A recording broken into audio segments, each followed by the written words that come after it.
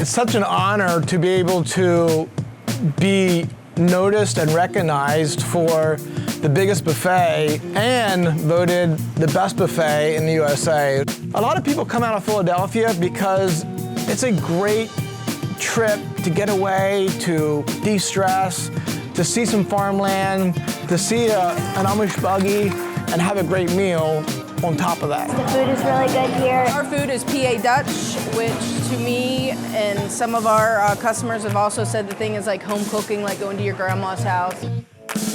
I can give you a few items that we have. They're the most popular ones, which is our smoked beef brisket, which we smoke ourselves every night. I would say 100 to 150 items. Tender roast chuck, mashed potatoes, fried chicken, potato cakes, corn fritters, a little bit for everybody. Well, our pricing really varied. So if you come for breakfast, a child price is under $10, adult price is $15, $16. Lunch is a little more expensive, and then dinner is when we really bring out everything. You have steak and seafood. It's still only $25 to $35. They're cooking the hamburgers to order right now. Our chicken takes 18 minutes, and this is hand breaded. This is the cook's main prep aisle. So right now they're doing our baked yams from the produce department, then we cut them and we have a sauce and brown sugar and butter and salt that goes on it. This is the dessert / salad area. Right now, Lisa, she is making our eclair pudding. So we have our version of a cheesesteak that we call a smorgy cheesesteak that don't get confused with a Philly cheesesteak because it's totally different. It's such an honor to be able to be noticed and recognized for the biggest buffet and voted the best buffet in the USA. We literally have a buffet that's 200 feet long, and there's different types of food the whole length. We take big group. If you walk in with 40 of your closest friends, you're being sat with 40 of your closest friends. We literally can seat 2,000 people at one time. Last year, in 2023, we served over 1.2 million people. One of our sayings is every bite matters. Like every single piece of food that goes out on the buffet is important and must be to our standards of excellence. It's hard to say what my favorite dish is because anything of protein, meat and then meat, the steak and the hamburger and the kielbasa and the chicken and the wings and then some more meat. We have things like shoe fly pie and whoopie pies, mashed potatoes and filling and corn and peas. It's just the kind of food that Lancaster County is known for. COVID was an absolute nightmare. Obviously, we had to shut down the whole building for months after month after month, and we started having these horrible nightmares. Are we ever going to open up, or will there ever be a buffet restaurant again? But we are happy to report that we are back and busy as ever and serving more people than we ever did before. People keep knocking on the door and go like, can I buy cheese? And I don't have retail space. Do not call this a vending machine. This is a dispensary. Everybody likes a good dispensary. It's like a little store. You're going to see some wood, marble, and slate boards, knives. There's jam, chutney, honey, crisps and crackers, cured meats, and all of our cheeses. Yep. This is everything you need to build a charcuterie board, including the board. Urban Creamery. Urban Creamery. With a cheese dispensary. I have to say, I did not come up with this. They do exist in Europe, but usually they're in rural areas. They're not in the middle of a city. I've been in cheese for a really long time, and when I moved to Philly, I had this idea of really wanted to do an urban creamery. I think an urban creamery is really a modern idea of how to really use what we have to make do and to improve the entire chain. We use milk strictly from local family farmers that do amazing work with their herds right outside the city. So the milk is super hyper local. We are 3 years in now and we have 9 international medals and we sell from Maine to California from Kensington. No cash. No cash. So this is our moonrise, a little mini washed rind. We coagulated with thistle flowers and French calf fennec together, which is very rare technique, but it makes it taste super peanutty. This is our award-winning intergalactic, coagulated only with thistle flowers. It's very delicate, kind of olivey. Oh, hello, Philly schmear. This is our cream cheese.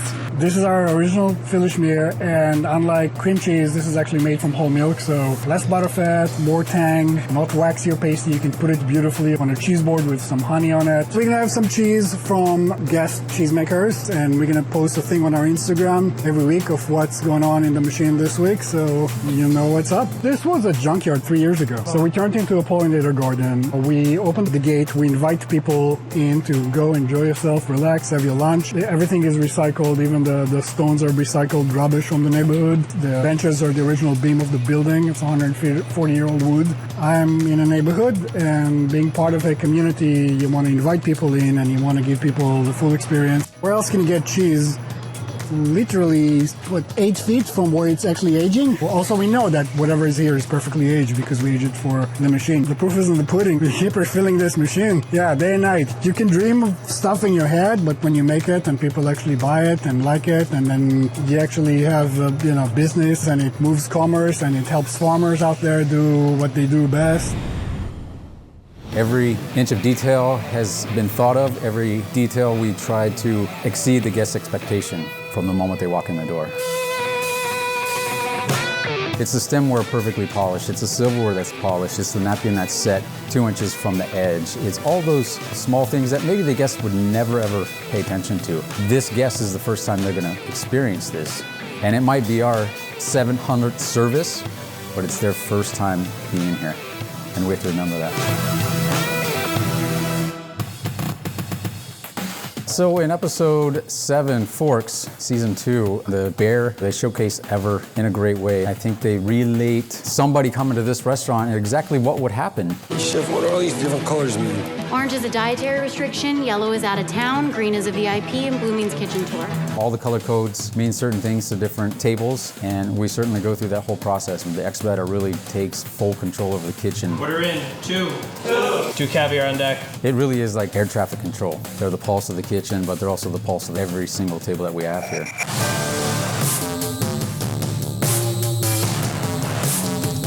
Ever is a multi-course tasting menu, centrally located in the West Loop here in Chicago. The cuisine is very seasonal, specializing in vegetables with very subtle hints of meat and protein throughout the menu. People come here for the experience from the moment they walk in the front door to the moment they leave. So the space we have here is about 6,500 square feet, dining from anywhere from 50 to 65 people a night. When you enter the space of Ever Restaurant, with the walls that are curved and there's a lot of depth in the lines, we wanted it to be a little bit of timelessness to it. We were involved in 2 of the episodes for season 2. Episode 4 was filmed next door at our cocktail lounge called After, and that episode was the Copenhagen Bakery. The food, of course, was Ever's. The plating, all of that was done by myself and the team. It showcases the city in such a great light. It shows our industry at its true core. There's ups and downs, there's everything in between, and does a great job of searching those moments out. Every day here is the freaking Super Bowl. How they take a character, someone who's very kind of rough and raw, and we're able to shape them in a way that it infects their personal life as well as their professional life. You see Richie go from character who barely wakes up, smoking cigarettes, rolling out of bed, who just really doesn't want to be engaged in anything, to the final end of his time at the restaurant. Go get him, Richie. Thank you, Chef. I see that in so many young cooks these days, where we're able to infect the way they think, we get into their mind, the way they operate, and I tell them every day it's not a light switch. He said you're good with people. He's not wrong. So Ever specializes in a degustation-style tasting menu, seasonal, very seasonal ingredients. We try to grow from farmers that are locally surrounded within the surrounding states, Iowa, Michigan, Illinois, Wisconsin. I'm really trying to support the sustainability of these local farmers, the very small farmers as well. As humans evolve, so do restaurants. This experience on its own is a representation of who I am today. You're watching Bite Size Coast to Coast. You'll be able to see that on your plate later today. It feels so good to be back in the Bronx and right here in Westchester Square. I'm here at Kidad on Williamsbridge. It's one of my favorite places to go to, the best Dominican food in town. That's at least my opinion. So I'm gonna go inside and have some more. Great food over here, Great selection. Yeah, pernil. Spent a lot of times here, a lot of good memories. Every single time I walk into here, you think about the time you spend with family. With my mother, my brothers, my sister, my nieces and nephews. We often come here just for a quick bite to eat great Dominican food. The toughest thing about eating Dominican food is, I'm a pescatarian now, so now I go to the bacalao. It's always one of my favorites, but tres golpes is a classic. You're thinking mango. I like some yuca. We don't have some on the table, but on a rainy day, like we've been experiencing recently, sancocho is great. All of it is good. You can't really go wrong. There's not a bad dish here. Being Dominican to me is about hard work. That's what it's about. I think of my father, who's Dominican. I'm Puerto Rican and Dominican, and my father, his work ethic is something that he passed down to me, and that's something I think all Dominicans have. You could put a Dominican anywhere in the world, and I think they're gonna thrive. My father moved here at a very young age, and at the age of 15 lived on his own in the Bronx, in a furnace room, paying rent, working in a grocery store, packing bags, and also going to school, all on his own. He opened up one of the first bodegas in upstate New York, in Albany. And that's the hard work and the work ethic that he instilled in me, and I think that's one of the main reasons I'm here today. I'm Puerto Rican and Dominican. I have to say, this right here pretty much exemplifies my life, right? Because the Puerto Ricans, we call this pegao. This is pegao. But the Dominicans call it concon, right? So when I'm around my mother, it's pegao. When I'm around my dad, it's concon. Want some concon? I'll take some pegao.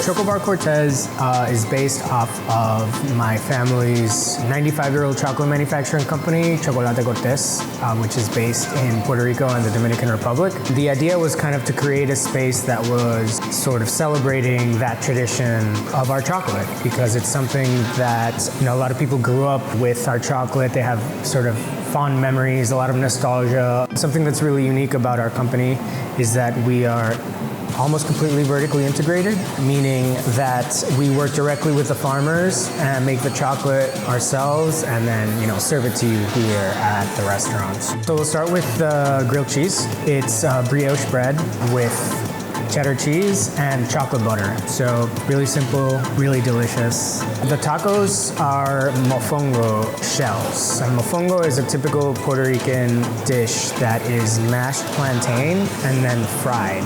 We take it a step further and make it into a taco shell, which then it comes with sort of roast pork, pineapple pico de gallo, and then comes with our chocolate hot sauce to add that chocolate element. Most popular drink is Choco Martini. It's really simple. It's just our frozen chocolate mix. It's got vodka and Irish cream, and that's it. We shave some white chocolate on top. And the other cocktail is called our Don Ignacio, which is named after my father and my grandfather. So it's kind of like an old-fashioned, but with rum. And it comes in a glass that has a 70% dark chocolate rim. It kind of melts in your mouth as you drink the cocktail. When people come to the space, they're just so surprised at how beautiful it is, or that it transports them to the Caribbean. That's what it's all about, is to really keep that tradition alive, keep our culture alive, give people who don't know about our culture the opportunity to learn about it and learn about everything that we have to offer. We're back on Bite Size Coast to Coast.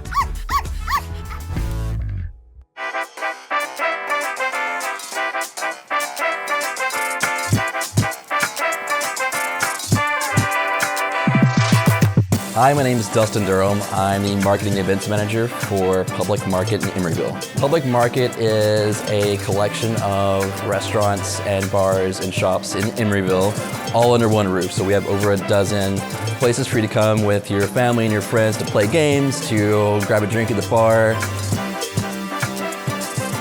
We started doing these monthly pop-up events where we were having local artists, purveyors coming through and kind of teaching classes, and it was open and free to the public. So we started with the idea of doing a dog bandana making class, and then from there it kind of grew into something that's now, we have over 10 local vendors here, people that live and work here in the Bay Area that own their own stores that are targeted towards the pet population. And so instead of just doing one event, we're now doing a much larger event. We were toying around with the names of what to call this. So I thought maybe like public markets or Public Market is what I landed on because I feel like it was easier to pronounce. Some of the vendors that we have out here, for example, like Ellen Shershaw Photography is here. She's a high-end photographer that does portraits of dogs. She's out here doing free portraits. We have Sophie Dow here, who is an illustrator. She has her own series, children's books. Also, we have people who do pet treats, pet baked goods, leashes, bandanas, accessories, purses. It's all over the place. My name is Ellen Shershaw, and I am a dog photographer. Today, I'm giving a little snapshot of what I do in my studio, which is to create a boutique photography experience for dogs. And what I do is I just figure out what their love language is. Oh, that was so good! That was so good! You gotta figure out what their love language is. So for some dogs, it's snuggles, for some it's chicken, for some it's barks or meows, for some it's whispers, for some it's liver. Lou's love language is definitely liver. So you have to kind of listen to them, figure out what their love language is, and then just provide them with that. And once I know what their love language is, I'm able to make them feel really cozy and comfortable. I'm able to work with them and their humans and create beautiful photographs that I then turn into pieces of fine art that hang in their home. I decided to participate today because I love my job so much that sometimes I'm even jealous of myself. You know how they say that if you smell a baby's feet, you want a baby? But if I smell a baby's feet, I'm dead on the inside. But if I smell puppy paws, everything inside me goes all cuckoo crazy. This is my dog. His name is Lou Reed, and his love language is liver. I'm hoping to get to 15 or 20. 2 hours is not that long, so we shall see. So my name's Sophie Jiao, and I'm an illustrator in Oakland. I'm here today drawing portraits of dogs. So if people bring their dog by, I'll be here illustrating a portrait of them, and then you can take it home. I've been kind of drawing my whole life, and I do art for a living. But the first time I did the dog portrait as an activity was 3 years ago in 2021. I did it at the Hermes store in San Francisco. Well, dogs are just like so inspiring, you know, and as an artist, I'm always drawing from life. And so they're kind of like the ultimate like muse, you know. My dog is always doing really funny things and having a very like human expression on their face. So it's just fun to be able to use art to capture those moments. I'm hoping to be able to draw 15 dogs today. Let's see how that goes. I already see, 10 dogs just walking around and it hasn't even started yet, so I'm pretty sure I'll be able to get through that. I think that, people love their pets and they'll, often do anything for their pet, even if the pet doesn't understand quite what's happening. So I think this is going to be a really popular event. Everyone loves an excuse to spoil their pet. We're back on Bite Size Coast to Coast. When you come here, it's an experience. Jake's Roadhouse is about a quarter mile south of Foothill Boulevard or Route 66. The inspiration for a lot of what you see here at Jake's. This is California style barbecue. It's a little different than Texas barbecue or Memphis, but this is what my customers love. As you're walking through Old Town, Jake's Roadhouse really stands out. They have a little bit of everything. It's colorful, it's unique in that, look around with all the road signs and whatnot. And the food, though, is what is really good. I came from Zacatecas in 1977. We came to California, and a couple years later, we went to Wichita, Kansas. I used to work in 2 restaurants, dishwashing, busboy, and then I became a cook. That's how I started learning how to barbecue. And we came back and I opened Jake's Roadhouse in 2000. I finally got the chance to make it my way. So for example, I have a spicy barbecue that I make with homegrown peppers, molasses, brown sugar, and ketchup. And that's my Tony barbecue sauce. And people love it. Tony learned this business literally from the ground up and does it better than anyone I know. I enjoy eating everything there. I'm sure every Monrovian is happy that he ended up here. Thank goodness. I have tried so many barbecue restaurants in Southern California, and quite honestly, this is one of the top barbecue places, and I come all the time. We always try to please the customer. When they leave, they need to leave happy and so they can come back.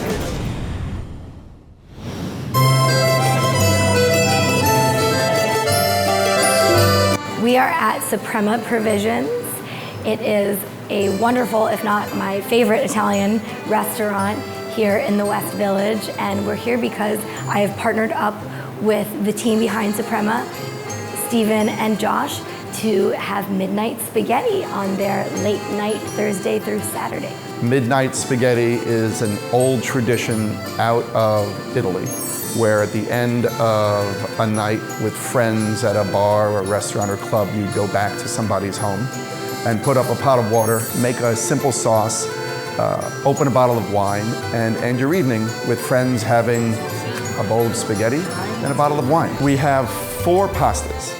We have a pistachio pesto with fresh rigatoni, which is fantastic. The difference with swapping out pistachio nuts for pine nuts is huge. We also have a bolognese, and I should say that it is a beef-only bolognese, so there's no pork. Traditional bologneses many times have ground pork in them. And we have the ever-popular cacio e pepe. And ever-popular means that if you have a cacio e pepe on your menu, it's gotta be really good. And finally, we have a penne rosa. I think midnight spaghetti has the perfect late night menu because there aren't too many choices. Sometimes you glaze over when you have too many options, but it's just the right amount of options. You have something that's meaty, you have something that's nutty, you have something that's cheesy, you have the pink. I mean, we really put a lot of thought into curating the team of 4 pasta. The reaction to midnight spaghetti has been awesome because when we're at the window, you really get to see in real time people perk up and they notice it and they smell it and they're curious. Can't believe how inexpensive it is and what delicious drinks you can get with it, all for such a modest price. What's your favorite spot to grab a bite or 2? Tell us on social media.